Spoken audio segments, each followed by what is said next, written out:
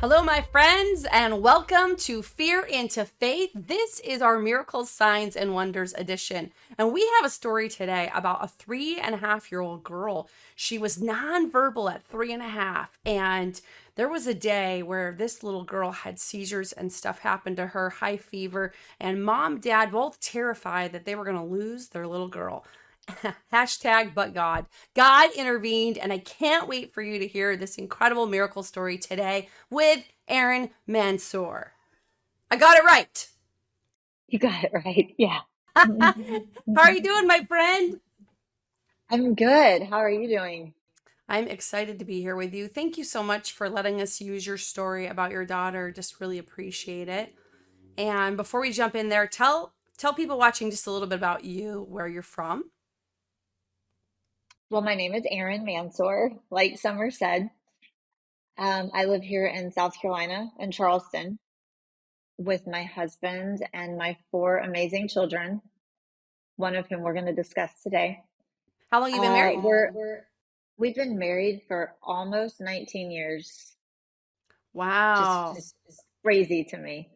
Yeah, and I've seen your videos on social media. Not only have you guys been married for 19 years, you guys are like, can I say it, disgusting in love? Like, so cute in love, right? You and Aw. Chris, you have a lot of videos, stuff like that you guys post. You want to share a little bit about that?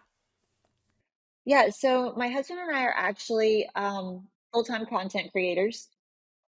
We have a collective audience of about 2.1, 2.2 million. Oh, just a few Called people watch you guys. Just a just a couple. few. Yeah, just a couple.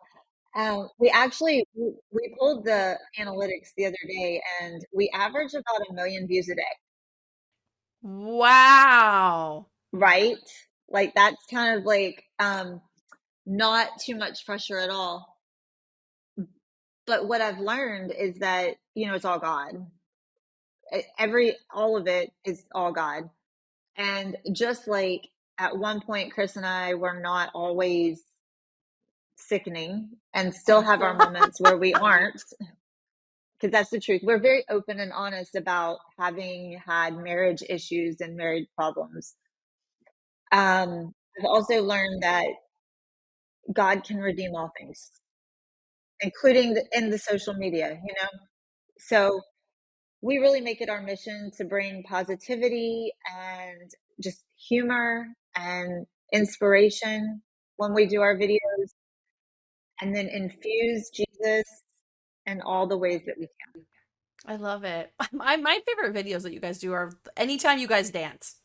Dancing together, slow dancing, or the newest hip hop moves. I mean, you guys can move and shake. Well, How thank do you. people find your channel? So you can find us at TikTok, which is Chris_Aaron.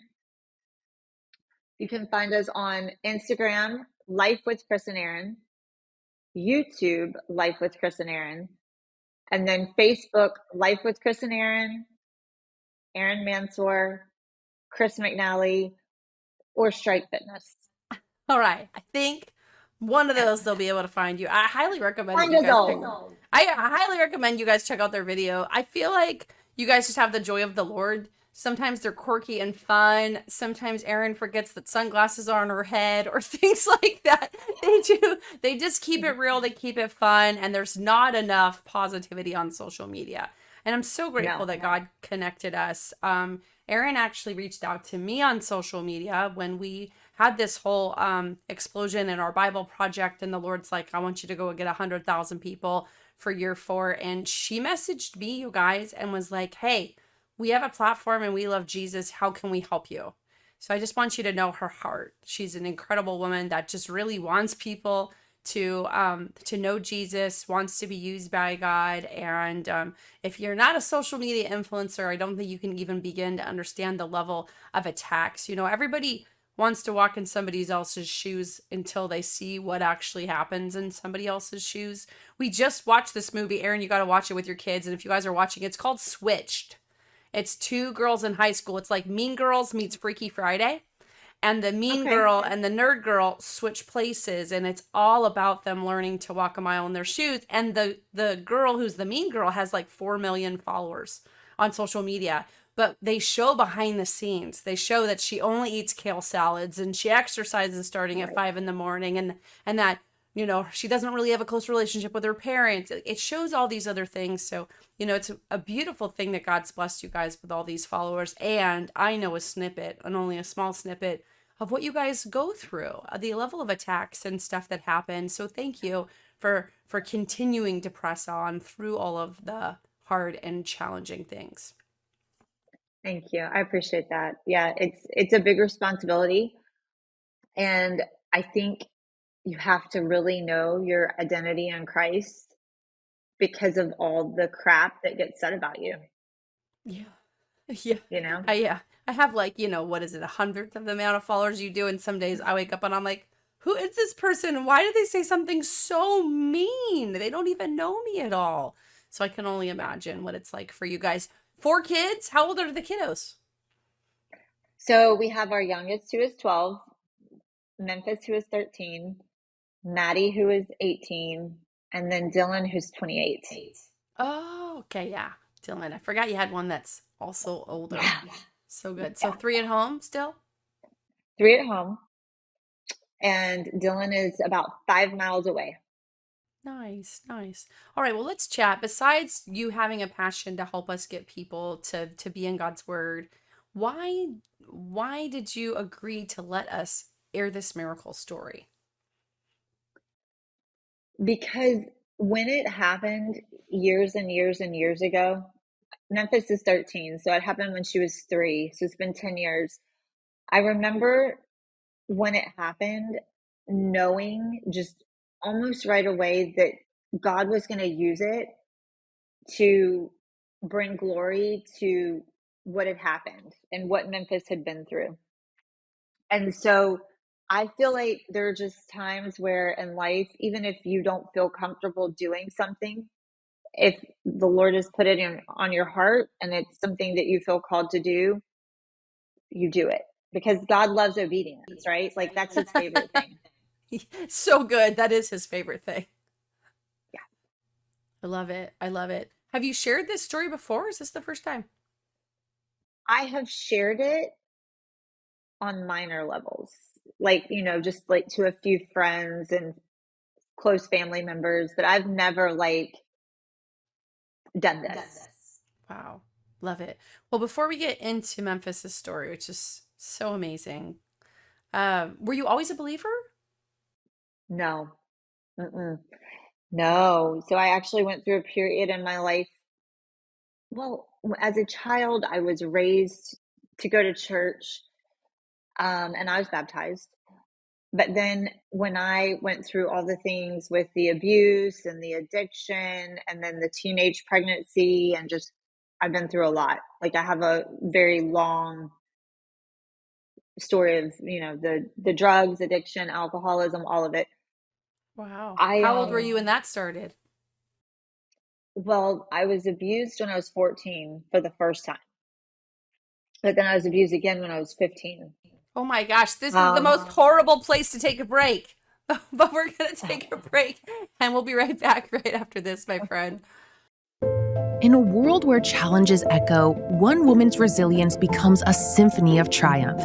Jennifer's story is a spectacle of transformation. Abandoned and scared, she rises, turning pain into power. This book is your guide with the tools she used. An epic narrative of hope, resilience, and breaking free. Breaking the Bonds, a book by author Jennifer Marcus. Available on Amazon. Are you traveling long-term internationally? Moving to another country? How's your furry family member going to get there? You won't be able to just buy them a plane ticket. There's a whole series of processes and red tape that no one wants to sift through. You need a partner. You need Doggone Taxi. We take the confusion and headache out of moving your pet to your new country. We take care of the shipping, the fees, the health permits, and anything else that your destination country requires. Visit doggonetaxi.com and get your free move quote today. That's doggonetaxi.com. We are back. Welcome back, my friend. Oh my gosh, I apologize. I think that might have been the worst cliffhanger of ever. I did not want to have to cut Erin off, but she was talking about just how she had gone through sort of, crisis of faith in her life. She mentioned being abused starting at age 14. And then I had to cut you off. I'm so sorry. It's okay. It's totally okay. Um, so my first time I was sexually abused was 14. I didn't realize until recently that I was also being abused for quite some time when I was 15 and my boyfriend was 26. Yeah, I had no idea that I was being abused by him as well. So I've been through a lot of sexual abuse, but not just the sexual abuse. I then ended up getting addicted to drugs and alcohol. And by the time I was 17, I was drug addicted, alcohol addicted, and pregnant. Wow. So I ended With up that dropping out of high boyfriend? Was school. it with the same guy or a different guy? No, I don't even, yeah, because after getting abused, I became completely promiscuous. So, but this was actually, I mean, I know who her father was, but through all of that, then having a child at the age of 17, being completely obese from the pregnancy and getting sober, because I got completely sober during my pregnancy. Like, as soon as I was like, "Okay, I'm having this child," it was it, like, cold turkey, everything. I started to really question a lot of things, and I remember oh, severely, 100 pounds heavier Wow. than I am now. You're such a tiny woman, and for people who don't know, I mean, you're really well known for your fitness. You Fitness, and your husband being very physically fit. I can't even picture that. Oh my goodness. 100 pounds heavier. Yeah. And so a lot, like, and then of course, on top of all of that, very debilitating anxiety, very debilitating. And my obesity ended up kind of like launching my eating disorder. So it was just like, I mean, I'm literally like a mess. And then that time I started questioning God and I started really looking to other things. So I, kind of went on a journey to figure out exactly what my faith was, what it looked like. And along the way, I did a lot of things. I did Wicca. I did the Unitarian, which again, I'm not putting any of that down. Like it wasn't for me. And then I ended up, my friend, who is also my PA/doctor, she helped me meet Jesus actually really in her office. Like she was ministering to me when I was going in for panic attack after panic attack after panic attack. And so she led me to Christ and I got saved again and I never looked back. Wow, what a great story in your PA's office. In my PA's office, yeah. How did she do that? She had to be under the radar, probably. She's now she has her own practice. At the time, it was actually she was working for somebody else, but she just she was relentless in the pursuit of helping me and I would ask questions and she would just answer them. She was just such a great and still to this day. I mean, this is so much of the work that she does. So I always say she's not just a PA for like the body. She's literally like ministering God and medicine all the time. Oh, so good. I love that. Yeah. I love that. I She's a love really that. great person. And so, how many years ago was that? When did that happen? This was when I was 24. So, So, yeah, before you met Chris. before I met Chris, yes. When I came into the relationship with Chris, I was very firmly planted on the ground with Jesus. That's Yeah. awesome. That's awesome. All right. And so, you have 4 kids. Memphis is which one? Third? Fourth? She's the third. She's the third. She's Third. 13. Youngest girl. Youngest girl. Wow. Is it 2 boys, 2 girls? So 3 girls and 1 boy. 3 girls and a boy. Okay. Okay. I Yeah. think I remember that now. Yeah. 3 girls and a Yeah. boy. And Because I got Memphis 3 girls. is, well, Memphis is special though, because I've had 2 miscarriages to get her. And she was the only one that we tried to have. Wow. Yeah. Okay. Okay. And so you have Memphis, and I already mentioned that she wasn't verbal until 3.5. Take us back to when you started realizing something was going on with her. Well, I knew immediately that something wasn't right with her. But at 4 months, I was like, okay, I need to take her to the doctor because her head was tilted. And it was, just kind of like that. I don't know. It was a weird tilt. And so I would take her to the doctor and they just kept telling me everything was fine. She had an x-ray, everything was clear. And then I finally at 9 months switched doctors. And when the doctor came in, I'll never forget, he looked at her and he was like, okay, so she has congenital torticollis. And I was like, that's what I thought. Because I had done a lot of studying but I had just kept getting told I was wrong. So he told me, like, we need to get her into physical therapy. And thankfully, her head wasn't really misshapen because a lot of times with torticollis, the head will have like a misshape and they'll have to wear a helmet. But she didn't have to do that. She just immediately started physical therapy. And it was brutal because to have to hold a baby down and pull their neck, because what happens with torticollis is one of the sternocleidomastoid muscles is shorter and tighter than the other. So I think it's also because Memphis was my longest baby and I'm 5'2", and Memphis came out at 22 inches. Oh, wow. Yeah. So I think that she was probably in there like that. But then what I started to notice was even at 13 months, I was like, how come she isn't talking?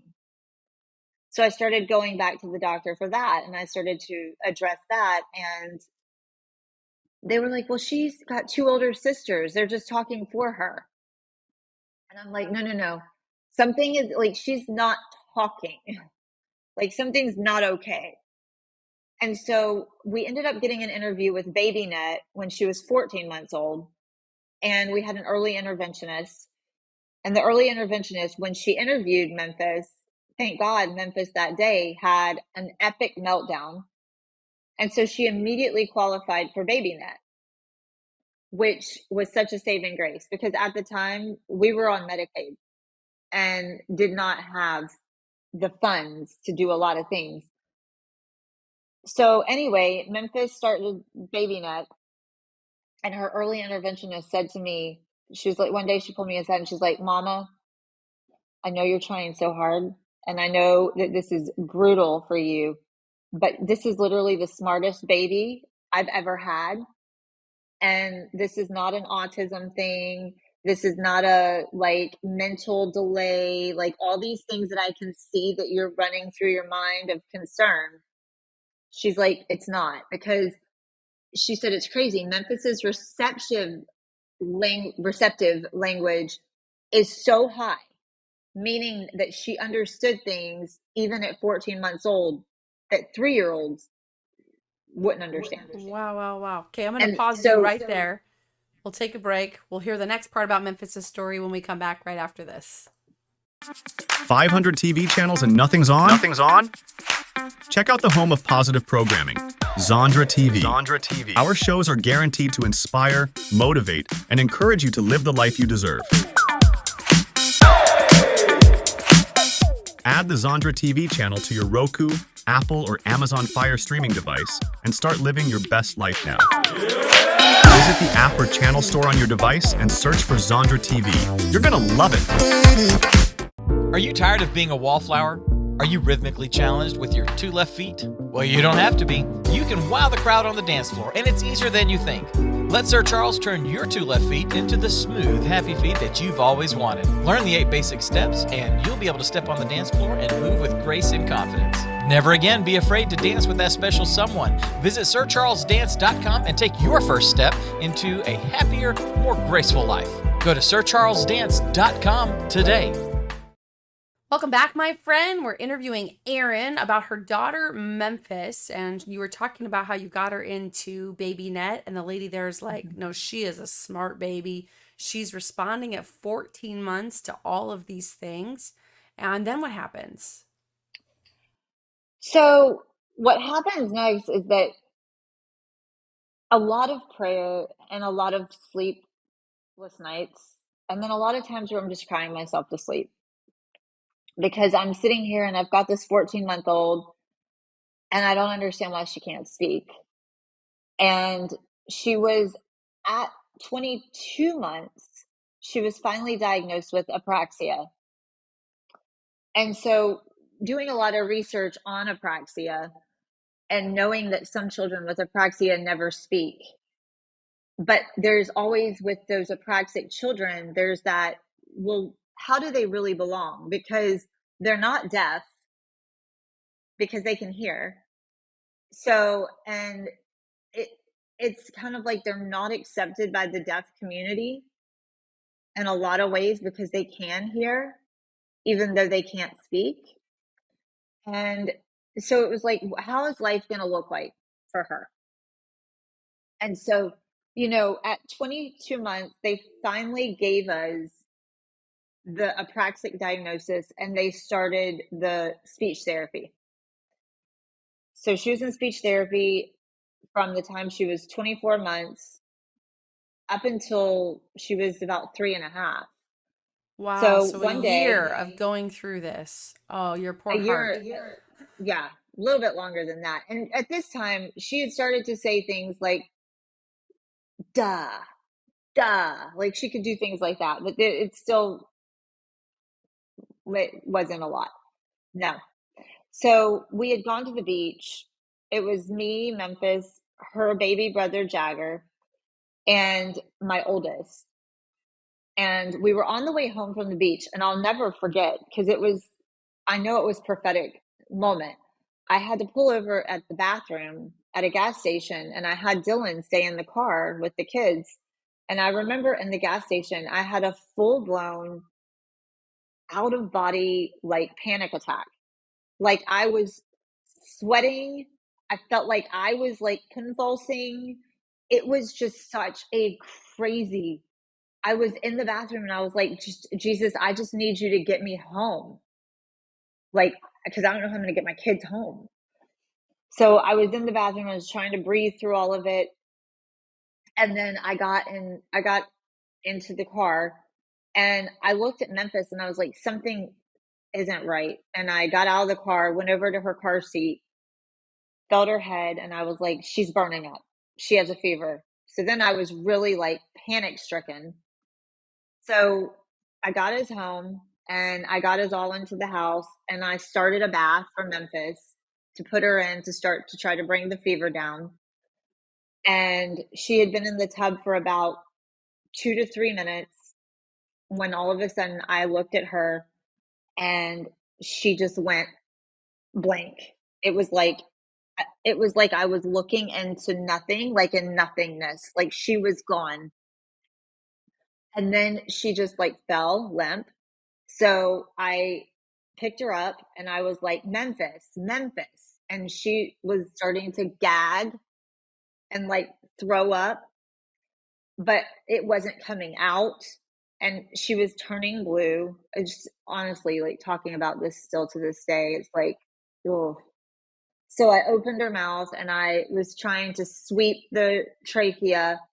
And when I did that, she bit down on my nail and she was just gnawing it. Like, but she wasn't awake. Like I couldn't, like it was, but she was lockjawed on my finger. Like she bit through my nail beds. So, I have my daughter on the phone with 911 and she's, screaming. I had thrown my son into his bedroom and closed the door because he was 2. And I was just literally like pounding on Memphis. And at one point, she just passed completely out. She was You like said you just were like out. praying and stuff too, right? You were just, Yes. So when she went limp, when she just went limp, I just was like, there's nothing else I can do except just call on God. And so I have my hands on her and I'm begging God. And I am begging God in a way that I have never begged God. And I am just begging God to please come, please heal her, please, because I thought she was dead. It was so scary. And I was saying the Lord's Prayer and I was just praying over her. And I just kept saying the Lord's Prayer over and over and over. And I was shaking her. And I finally had gotten her downstairs because I was waiting for EMS because she was completely just out. Like she was out. And I prayed the Lord's Prayer one more time, had her in my hands, wet and naked. And then all of a sudden she just opened her eyes and looked up at me. And I was like, thank you, Jesus. Thank you. And right after that, the paramedics got to the house, of course. So thank God my daughter witnessed all of that. And to this day is still, we talk about it and we're like, don't talk about it. But so they ended up rushing her to the hospital downtown, did an EEG, did all the tests, everything was fine.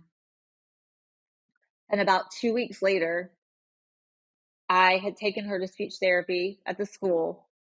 And I remember going in to get her, and her little speech therapist was like,